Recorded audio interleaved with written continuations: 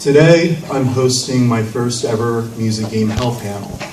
Not only relates to the lifetime of music games, but also for me pretty much shilling out music game hell that I help promote on a daily basis. First things off, fuck Osu. Like, it's a pretty bad music game. I'm sorry. Like, if you are fans of it and you enjoy it, I respect that, but it's a shitty game. Just saying. Like, it has no originality. The creator, Pepe, who's a manlet, pretty much just steals from the original game on the DS. About these games is they actually had like a story. But yeah, shout out to Pepe. The localized version of this game was called Elite Beat Agents. Has anyone ever played that game? Right on. But yeah, fuck Pepe.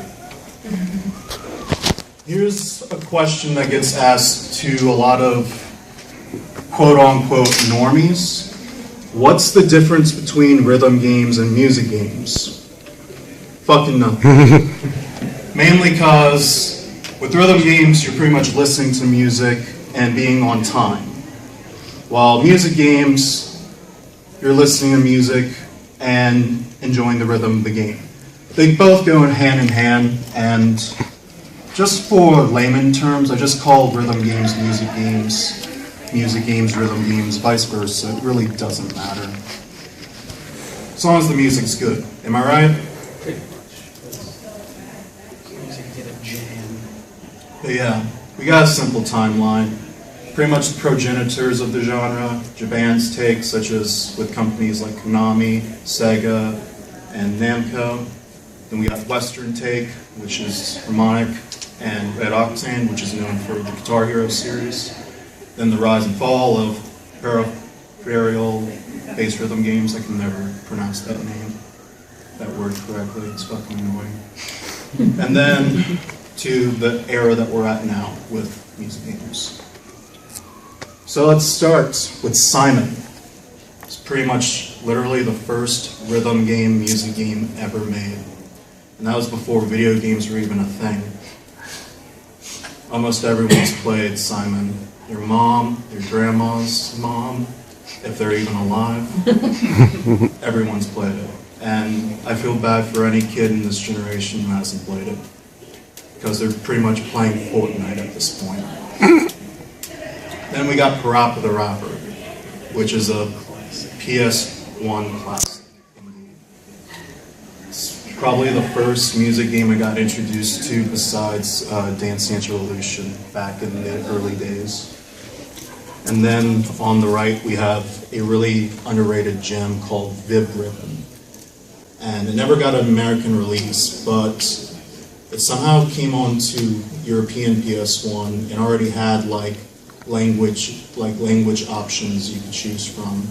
So, if I remember correctly, there are remasters for both those games on the PSN network. Simon was one of my favorite games growing up, and retro games.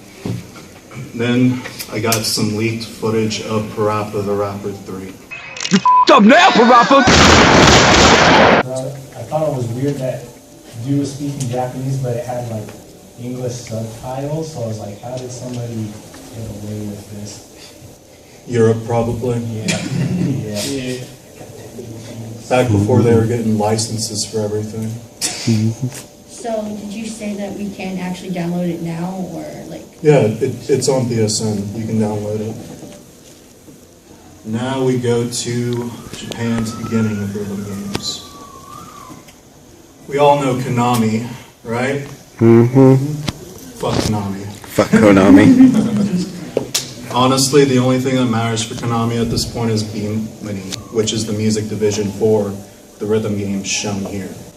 The only thing really keeping Konami alive at this point is pachinko machines and its sports team. Music games do not make any money. Well, for Konami at this point. Like, Konami isn't making any music game money anymore. It's all Sega now. Besides Dance Dance Revolution, how many of y'all have heard of any of those games? Beat Mania? Yes? D-Mania and Drum-Mania. Right on. I never really played 5-key much, but I did play 2DX a lot. And recently, I've been playing the newer mixes from Pendual, which was the 22nd, to currently Cannonballers, which is the 25th. 2DX in pretty much every B-Mini game gets a yearly release. But as for DDR, let me show you an interesting video, I believe, since 2016. I really enjoyed B-Mini as a whole. I've met a lot of fucking interesting music gamers through this series of games. And I'm hoping to see some of these cabs eventually at this con, because I can see it happen. Seeing DDR for the first time when I was a kid, I would have never imagined that 20 years later in Japan, the scene is just still alive. There's guys still dancing to it. It looks to me like DDR is not going to go away anytime soon. The player base for Dance Dance Revolution in Japan only sticks to perfect comboing and marvelous full comboing beginner and basic charts. The Western fan base, however, can pass up to 15s and higher. Most of the average is like 11 to 13. I'm an average player myself, but I'm dedicated to music games. But yeah, this was all false advertisement. I am very grateful that they had Aaron in there, because Aaron Japan, he is pretty much the progenitor of DDR. He knows everything about it. DDR has evolved a shitload, from changing ratings from 1 to 9, 1 to 10, to now 1 to 20, to pretty much changing its music genre from Eurobeat to club and EDM. Been labeling their in-house artists who work for Konami Bimani Sound Team, which annoys the fuck out of Bimani fans. I'm kind of used to it, being a Bimani fan. As long as they don't, screw up their lives, that's all I really care about. Which is Konami is known for doing. This is a banger, by the way. Particular 18. It's the only 18 added in DDR so far that has no speed changes, no gimmicks, no pauses or anything. It's just a straightforward chart. You gotta figure out which BPM you're good at reading, whether it's 1.5, 2.5. For me, for songs like these, I could probably read it at 2.75, but 18s are just a whole nother monster in general. The highest for DDR so far in terms of charts is 19. There hasn't been a 20 made yet, mainly because nobody can pass a 19. And the only people who want a 20 are the Western player base, which is people who can pass 15s, who can PFC 15s and higher. They demand more content, despite the fact that not everyone can be up to their level. And that's the problem with the DDR fan base. They don't really know what they want.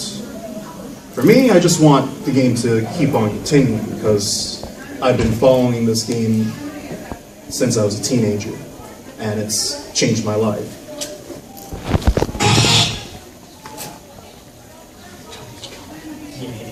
Who are familiar with any of these games?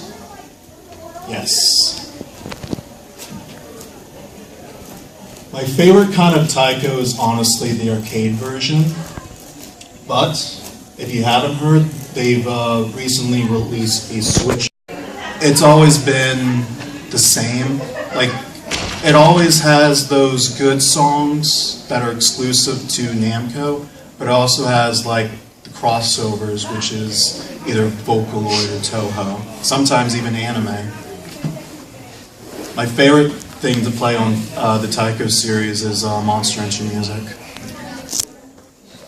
In Donkey Konga, it's just, it's bongos. Bongos are fucking awesome. Here's a Japanese man kicking ass in taekwondo.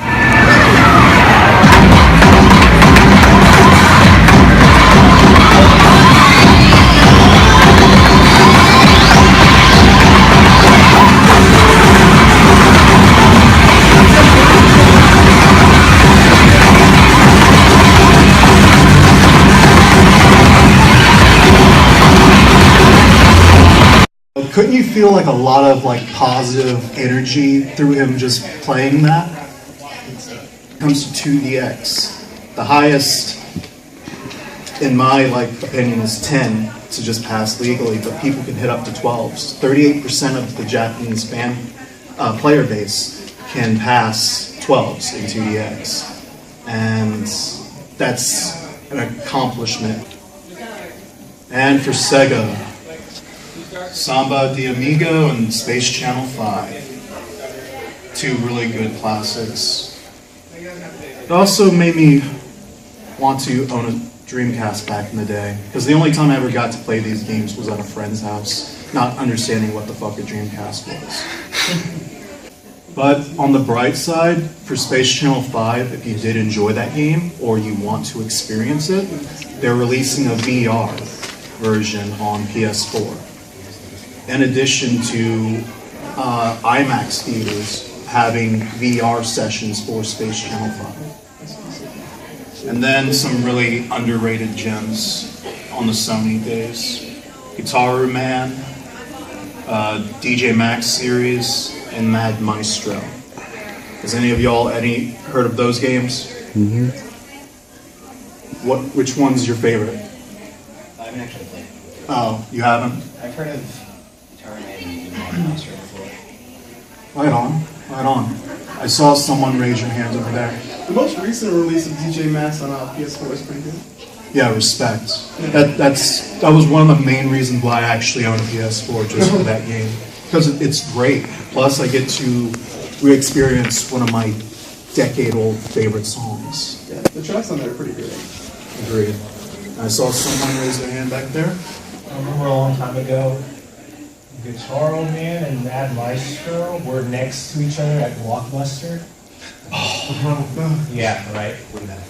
And I can't remember Guitar Man, but like the dude in the middle, I can remember him vividly.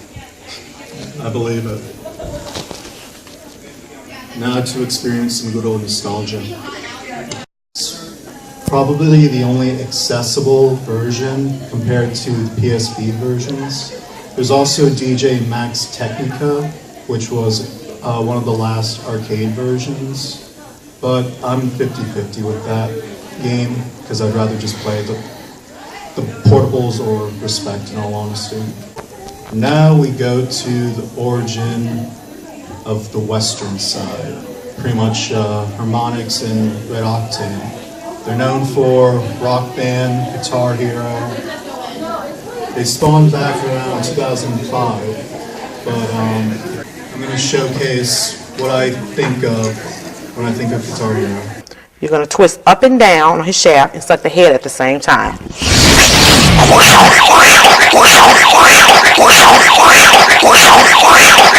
Many to play and to choose from. And I'm hoping in due time I can hopefully contact the programming of Amaicon and bring some machines here for next year. Time will tell. Thank you for those who attended my panel. I was a little peeved that I had to pretty much end my panel at the Red Octane Harmonix slide, because I still wanted to talk about how music games pretty much just died out in the West, and it was mainly due to those companies just making the same Guitar Hero game almost every fucking year. It got boring, got stale, and people didn't want any more of it. It didn't sell. Companies realized that, so they stopped making games for it. And then all of a sudden, mobile gaming started launching out with Demo and Citrus, and eventually music games found their way just being on mobile. While companies like Sega are creating games like Mai Mai and Shunithum for Japan music arcades, and they're profiting. They're kicking Konami's ass. And Konami is, being Konami. As for the future of music games, it really depends on if people have the determination and positivity to get others into such a niche genre of video games. It's literally up to them. One person can't do it. But as a community, it's definitely possible to grow.